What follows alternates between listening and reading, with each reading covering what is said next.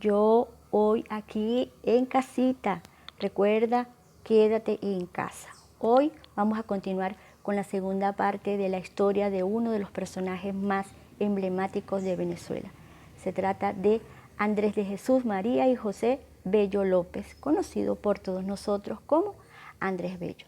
En la primera parte de esta historia les comenté acerca de su niñez, de su adolescencia, de su familia, de su educación, de aquellos maestros que formaron parte fundamental para el desarrollo de la personalidad de Andrés Bello. Les hablé también de su trabajo, de aquellas responsabilidades que él había adquirido al servicio de la corona y del buen desempeño que había demostrado. También les comenté acerca de ese proceso coyuntural que estábamos pasando en el año 1810, cuando Andrés Bello ya tenía 29 años, y bueno, prácticamente los mantuanos se rebelaron en contra de la corona debido a que Napoleón Bonaparte había invadido a España, había destronado al rey y a su favor había colocado allí a su hermano José Bonaparte. Llegó la noticia acá a Venezuela y a los venezolanos pues no les pareció nada bien la noticia.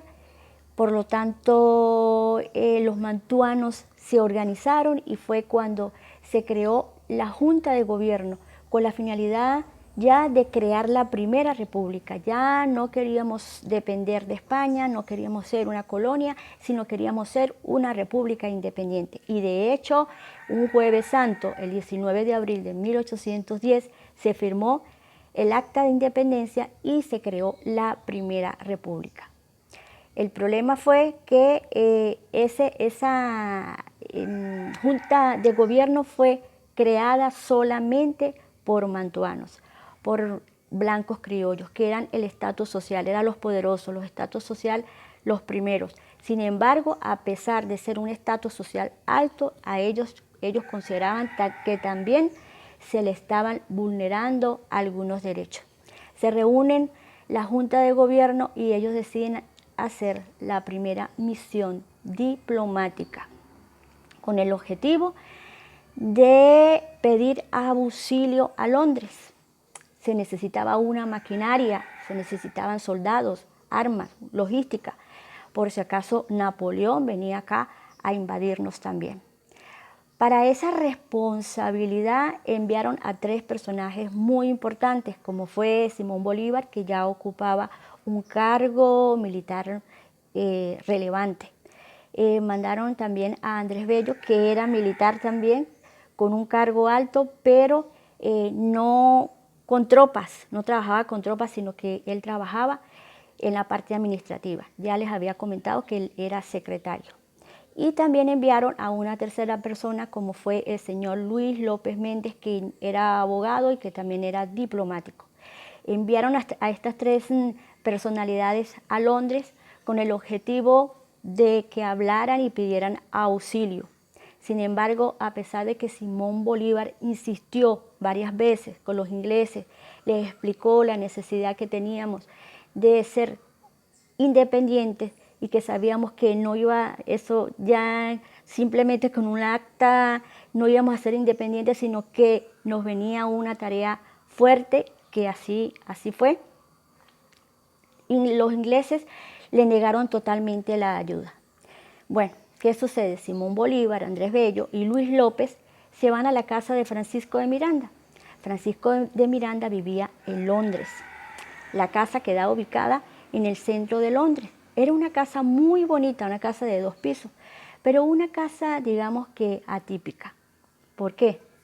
Porque primero que allí él era como el epicentro donde se reunían diferentes personalidades importantes de varias colonias con el propósito de independizarse.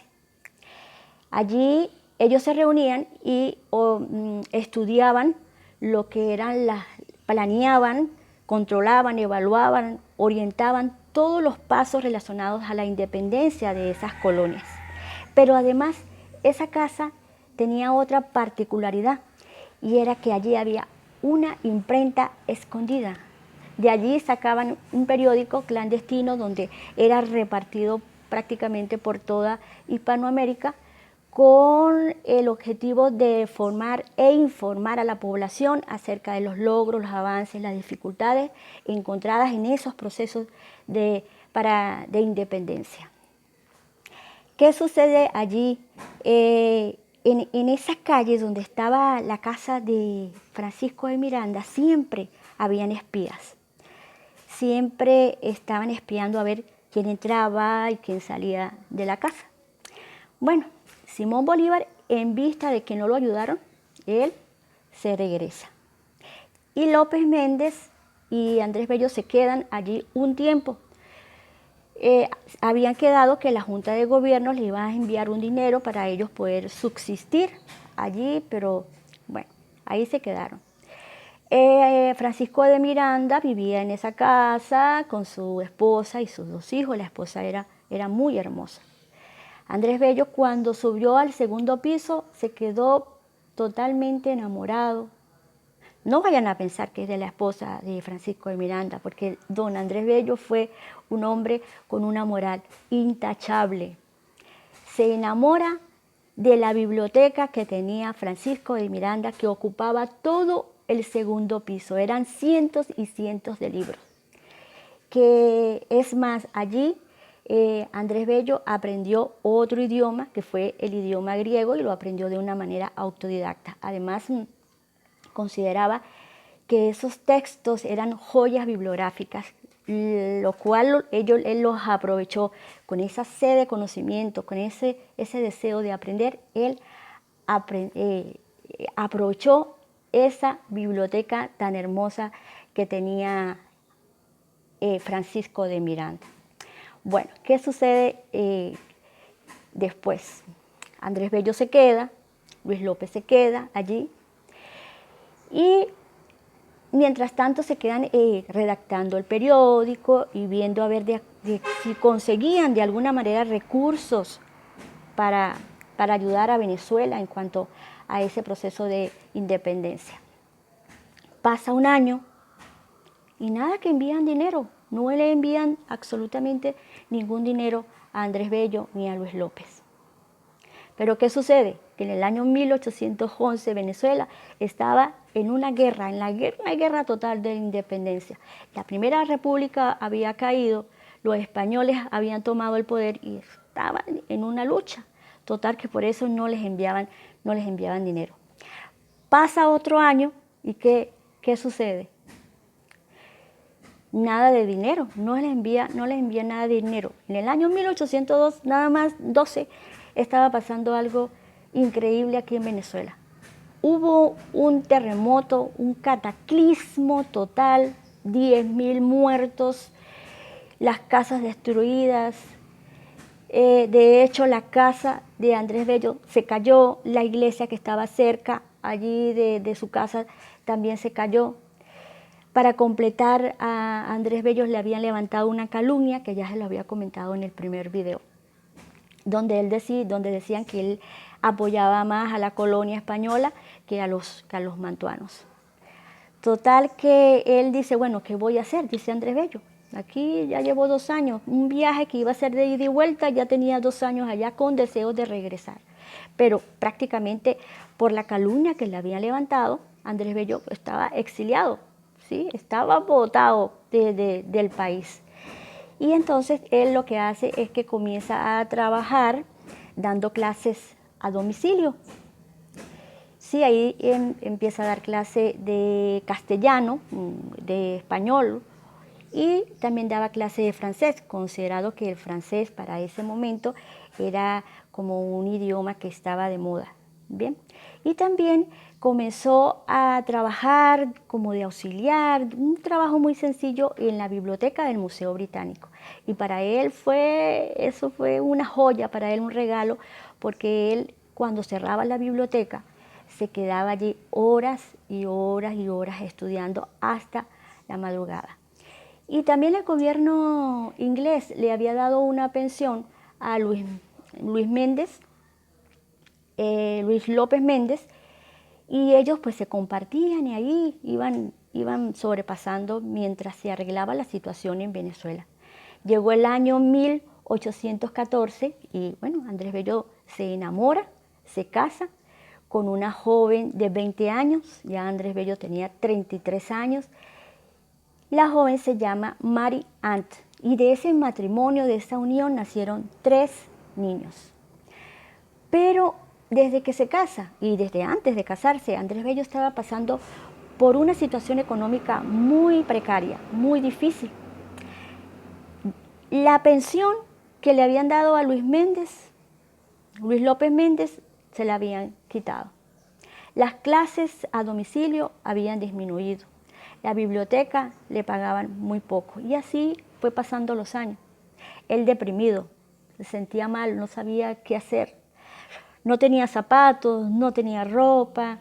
Fue y le pidió unos zapatos a un zapatero y fue a donde un sastre le pidió una camisa porque ya su camisa ya la tenía sumamente rota.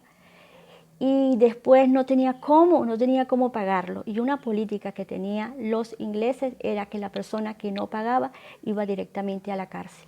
Bueno, le faltaba ya poquito, ya lo iban a denunciar por no pagar. Entonces él va ya al zapatero, le da un poquito de dinero que lo que tenía. Y al sastre le habla de la situación que estaba pasando y el sastre tuvo como compasión. Más bien el sastre le dijo, bueno, si necesitas algo, yo te puedo ayudar. Andrés Bello se sentía muy mal y es tanto que él escribió en uno de sus diarios, escribe que a él no le asusta la pobreza, la cual ya estaba acostumbrado, sino que le asusta la mendicidad en la que se encontraba él y sus hijos. Vivían en un cuarto en un barrio pobre, donde llegaban allí los inmigrantes y a veces no tenían prácticamente qué comer. Su niño menor se le muere y a los pocos días se muere su esposa Marianne con 27 años de edad. Solamente tenían 7 años de casado. Eso fue en el año 1821. Andrés Bello estaba decepcionado, quería regresar a Venezuela, no sabía qué hacer Andrés Bello. Y de un momento a otro aparece como un ángel guardián, un señor adinerado, y le pide el favor que, como él sabía que Andrés Bello conocía y manejaba diferentes idiomas, él quería que le enseñara a sus hijos, que le ayudara a educar a sus hijos. En recompensa, él le daba una habitación de una casa que tenía cerca de su casa de habitación y le pagaba. Y él que le ayudara a educar a sus hijos. Fue como un ángel guardián. Sí, se fue para allá. Y después un señor, cuando ya había terminado ya de darle las clases, que duró como 2 años enseñando a los hijos de Hamilton, aparece un amigo que él había conocido allá en la casa de Francisco de Miranda, donde se reunían diferentes personajes. Era un señor que se llamaba Antonio José Izarri. Y ese señor, viendo la necesidad en que se encontraba Andrés Bello, le dio un puesto, un trabajo en la legación de Chile en Londres. ¿Sí? Allí era una oficina donde se hacían actividades diplomáticas, en este caso acciones diplomáticas de Chile con el país Londres, los dos allí. Y sí, bueno, él se salvó, ya estaba mejor, ¿no? No ganaba mucho, pero ya estaba en mejores condiciones. Y ya tenía 3 años de estar viudo, ya tenía 43 años, y se casa con la señora Isabel Antonia Dunk. Isabel Antonia Dunk. Eso fue en el año 1827. No, 1824. Y de esa belleza de unión nacen nada más y nada menos que 12 hijos, una docenita de niños. Bueno, el pago sigue siendo poco. Ya habían nacido 3 niños con su segunda esposa y 2 hijos que tenía, ya tenía 5. Sin embargo, él no le alcanzaba lo poco que él ganaba. Cuando él estaba allí en esa delegación de Chile, en Londres, conoció a un señor, conoció a varias personalidades. Entre esos conoció a un señor que se llamaba Francisco Antonio Pinto. Y Francisco Antonio Pinto posteriormente se convirtió en el presidente de Chile. Bueno, él conocía a varias personas muy importantes. Posteriormente, él se retira como secretario interino de la legación de Chile en Londres debido a que allá hubo como un problema, se presentó un problema de dinero. Entonces, se retira porque no quería estar involucrado en esa situación, pero como ya sabían que él era un hombre muy honesto, inmediatamente lo cambian y le dan el trabajo de secretario, el mismo trabajo, pero con la diferencia era que era secretario de la legación de Colombia, ya no era de Chile, sino de Colombia. Bueno, y allí duró también como 2 años trabajando, desempeñando su trabajo. El señor Francisco Antonio Pinto ya había observado que Andrés Bello era un hombre estudioso, muy responsable, muy inteligente, sumamente, pero sumamente organizado. Y cuando él gana la presidencia de Chile, lo invitan a que forme parte de la organización de ese país. ¿Sí? Lo invitan a que vaya para allá, para que los ayuden en lo que es la parte de educación y esas cosas. La estadía de Andrés Bello en Londres fue difícil. Fue un viaje de ida y vuelta. Un viaje con una misión diplomática se convirtió en 19 años. 19 años que Andrés Bello quería regresarse. 19 años donde pasó miseria. Lo poco que ganaba tenía que compartirlo con su madre, la cual era una mujer excepcional, y también tratar de alimentar a su familia. Fue un momento difícil, pero él aprovechó la biblioteca de Francisco de Miranda, la biblioteca de Inglaterra, y no dejó de escribir.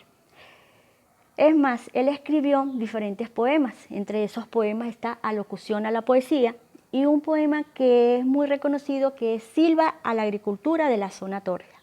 Allí habla Andrés Bello, nos habla de la naturaleza de Hispanoamérica, de la importancia del campo, de la importancia de la agricultura, de la importancia de amar a la tierra. El gobierno de Chile lo invita para Chile y él le dice que él no tiene dinero para el viaje, ¿sí? Y le dice al gobierno de Chile que no se preocupe, que ellos les pagan todo lo concerniente al viaje de su esposa, sus hijos y de él. Y allí, en el año 1829, comienza Andrés Bello la tercera y última etapa de su vida. Fue también una etapa difícil, pero una etapa también con muchos éxitos. Ustedes quieren saber qué le sucedió a Andrés Bello en la tercera etapa, en la estadía en Chile. Bueno, los invito a ver la tercera parte de la historia de Andrés Bello. Y recuerda, quédate en casa, porque en casa también se aprende.